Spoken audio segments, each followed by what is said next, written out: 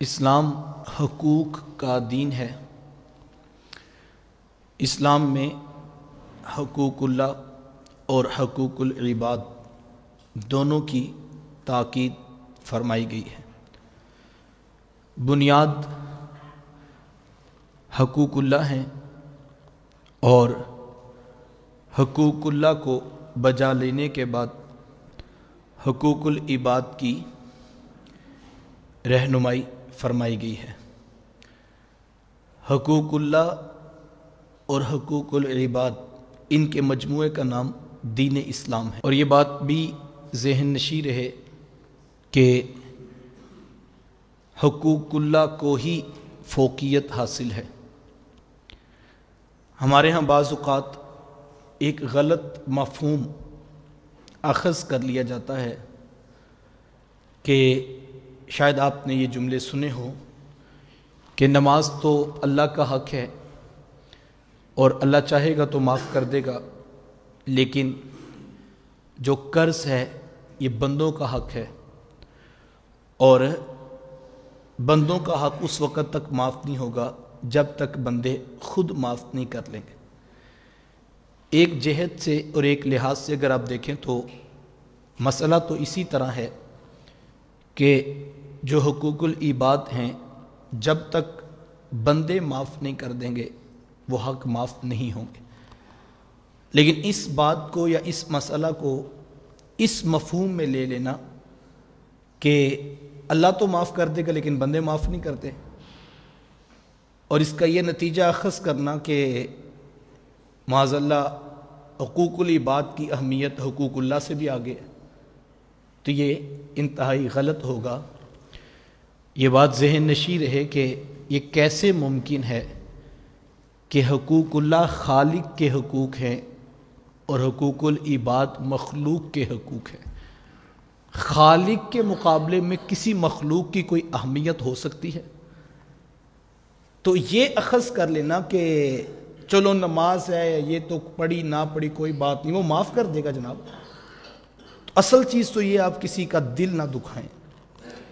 میں یہ کہتا ہوں کہ آپ اس پہ ذرا غور کریں کہ جو حقوق العباد ہیں وہ بندوں کے حق ہیں، وہ حقوق ادا کرنے چاہیے۔ اسلام نے اس کی تاکید کی ہے کہ جس کا حکم ہے،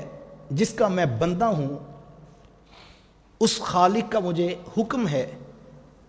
کہ تم بندوں کا دل نہ دکھاؤ، تم اگر قرض لو تو بندوں کو واپس کرو، تم کسی بندے کو گالی نہ دو،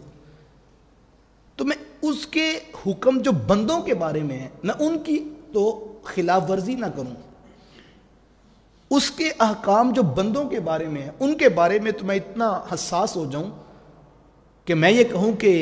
جب تک بندے معاف نہیں کریں گے یہ معاف نہیں ہوں گے۔ تو سوال یہ پیدا ہوتا ہے صاحب، یہ جو بندوں کے حقوق ہیں ان کا حکم کس نے دیا ہے؟